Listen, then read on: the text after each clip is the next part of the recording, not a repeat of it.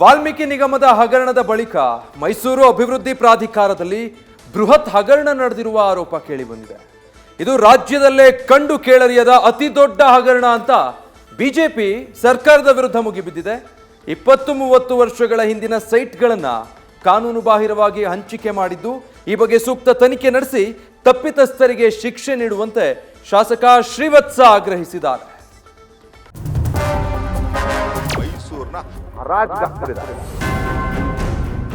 ಅದರಿಂದ ನಾನು ಹೋರಾಟವನ್ನು ಮಾಡಬೇಕು ಅಂತ ಹೇಳ್ತೀನಿ. ವಾಲ್ಮೀಕಿ ನಿಗಮದ ಬಳಿಕ ಮತ್ತೊಂದು ಅಕ್ರಮದ ವಾಸನೆ.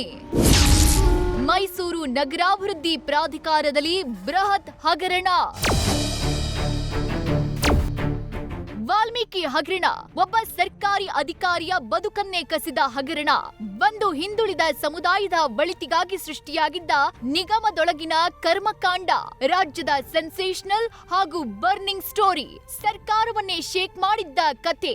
80 ಕೋಟಿಗೂ ಅಧಿಕ ಅಕ್ರಮದ ಹಗರಣವನ್ನ ಬಯಲು ಮಾಡಿ ಒಬ್ಬ ಜೀವ ಕಳೆದುಕೊಳ್ತಾ ಇದ್ದಂತೆ ರಾಜ್ಯದಲ್ಲಿ ಮತ್ತೊಂದು ದೊಡ್ಡ ಹಗರಣ ಸದ್ದು ಮಾಡ್ತಿದೆ. ಅದು ಮೈಸೂರು ನಗರಾಭಿವೃದ್ಧಿ ಪ್ರಾಧಿಕಾರದ ಸುತ್ತ ಅಕ್ರಮದ ಸುಳಿ ಸುತ್ತಕೊಂಡಿದೆ. ಮೋಡದಲ್ಲಿ ಕಾನೂನು ಬಾಹಿರವಾಗಿ ಸೈಟ್ ಹಂಚಿಕೆ ಮಾಡಲಾಗಿದೆ ಅಂತ ವಕೀಲ ಅರುಣ್ ಕುಮಾರ್ ಮತ್ತೆ ಓಬಿಸಿ ಮೋರ್ಚಾದ ಬಿಜೆಪಿ ರಾಜ್ಯಾಧ್ಯಕ್ಷ ರಘು ಕೌಟಿಲ್ಯ ಗಂಭೀರ ಆರೋಪವನ್ನ ಮಾಡಿದ್ದಾರೆ.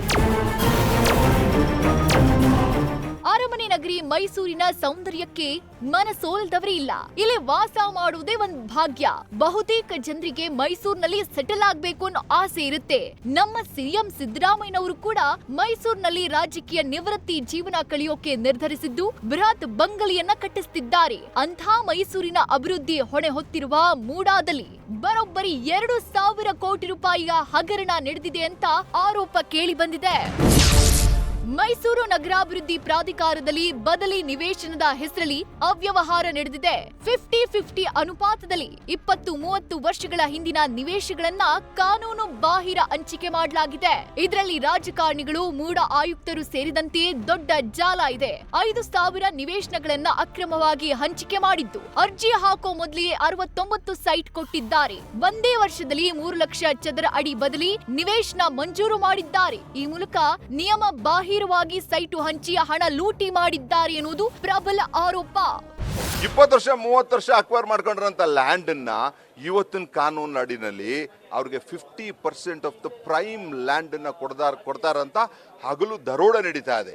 ಇದು ಯಾವಾಗಲೂ ಕಾನೂನುಗಳು ಪ್ರಾಸ್ಪೆಕ್ಟಿವ್. ಇವತ್ತು ಕಾನೂನು ಮಾಡಿದ್ರೆ ಮುಂದಕ್ಕೆ ಆಗಂತದ್ದು. ಇದು ರೆಟ್ರೋಸ್ಪೆಕ್ಟಿವ್. ಹಿಂದಕ್ಕೆ ಹೋಗ್ಬಿಟ್ಟು ಹಿಂದೆ ಇವರೇ ಹುಡುಕ್ಬಿಟ್ಟು ಅವ್ರಿಗೆ ಅರ್ಧ ಕೊಡಬೇಕು ಅನ್ಕೊಂಡು ಮೈಸೂರನ್ನ ಹರಾಜ್ಗೆ ಹಾಕ್ಬಿಟ್ಟಿದ್ದಾರೆ. ಸಿಟ್ಟಿಂಗ್ ಜಡ್ಜ್ ಸಮ್ಮುಖದಲ್ಲಿ ತನಿಖೆಗೆ ಬಿಜೆಪಿ ಆಗ್ರಹ. ಸಿಎಂ ತವರು ಜಿಲ್ಲೆಯಲ್ಲಿ ಬ್ರಹ್ಮಾಂಡ ಭ್ರಷ್ಟಾಚಾರ ನಡೆದಿದ್ದು, ವಾಲ್ಮೀಕಿ ಅಭಿವೃದ್ಧಿ ನಿಗಮದ ಅಕ್ರಮಕ್ಕಿಂತಲೂ ಇದು ದೊಡ್ಡದ್ದು. ಮೋಡಾದಲ್ಲಿ ಆಗಿರುವ ಅವ್ಯವಹಾರ ಬಯಲಿಗೆಳೆಯೋಕೆ ಎಸ್ಐಟಿ ತನಿಖೆಗೆ ನೀಡಬೇಕು, ಇಲ್ಲ ಸಿಟ್ಟಿಂಗ್ ಜಡ್ಜ್ ಸಮ್ಮುಖದಲ್ಲಿ ಈ ತನಿಖೆ ಆಗಬೇಕು ಅಂತ ಆಗ್ರಹಿಸಲಾಗ್ತಿದೆ. ನಗರಾಭಿವೃದ್ಧಿ ಸಚಿವ ಭೈರತಿ ಸುರೇಶ್ ರಾಜೀನಾಮೆಗೂ ಬಿಜೆಪಿ ಆಗ್ರಹಿಸಿದೆ.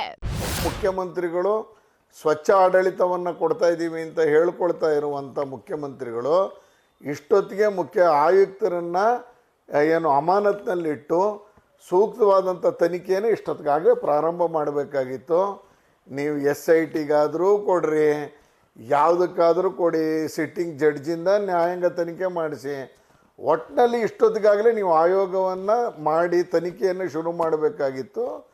ನಾವು ಹೇಳ್ತಿರೋದು ಮುಖ್ಯಮಂತ್ರಿಗಳ ತವರು ಜಿಲ್ಲೆ, ನಿಮ್ಮ ಮೂಗಿನ ಕೆಳಗಡೆ ನಡೀತಾ ಇರುವಂಥ ಮೂಡಾದ ಅವ್ಯವಹಾರ. ತಾವೇನೇ ಕಳೆದ ಆಗಸ್ಟಿನಲ್ಲಿ ಮೈಸೂರಿನಲ್ಲಿ KDP ಸಭೆ ನಡೆದಂಥ ಸಂದರ್ಭದಲ್ಲಿ ಮೂಡಾದ ಆಯುಕ್ತರಿಗೆ ವಾರ್ನ್ ಮಾಡಿದ್ರಿ. ಎಲ್ಲ ಆಜ್ಞೆಗಳ ಉಲ್ಲಂಘನೆ ಆಗಿದೆ. ಅದರಿಂದ ನಾನು ಹೋರಾಟವನ್ನು ಮಾಡಬೇಕು ಅಂತ ಹೇಳ್ತೀನಿ. ಒಟ್ಟಾರೆ ಮೋಡಾದಲ್ಲಿ ನಡೆದಿದೆ ಎನ್ನಲಾದ ಹಗರಣದ ಬಗ್ಗೆ ಈಗಾಗಲೇ ಸರ್ಕಾರಕ್ಕೆ ಪತ್ರವನ್ನ ಬರೆಯಲಾಗಿದೆ. ಅಧಿವೇಶನದಲ್ಲೂ ಈ ಬಗ್ಗೆ ಪ್ರಸ್ತಾಪ ಮಾಡೋಕೆ ಬಿಜೆಪಿ ನಿರ್ಧರಿಸಿದೆ. ಹೀಗಾಗಿ ಸಿಎಂ ಸಿದ್ದರಾಮಯ್ಯ ಯಾವ ನಿರ್ಧಾರ ಕೈಗೊಳ್ತಾರೆ ಅನ್ನೋದನ್ನ ಕಾದು ನೋಡಬೇಕಿದೆ. Ravi Pandavapura, news first, Mysuru. News first ನಿರ್ಭೀತಿಯಿಂದ ನಿಮ್ಮ ಪರವಾಗಿ.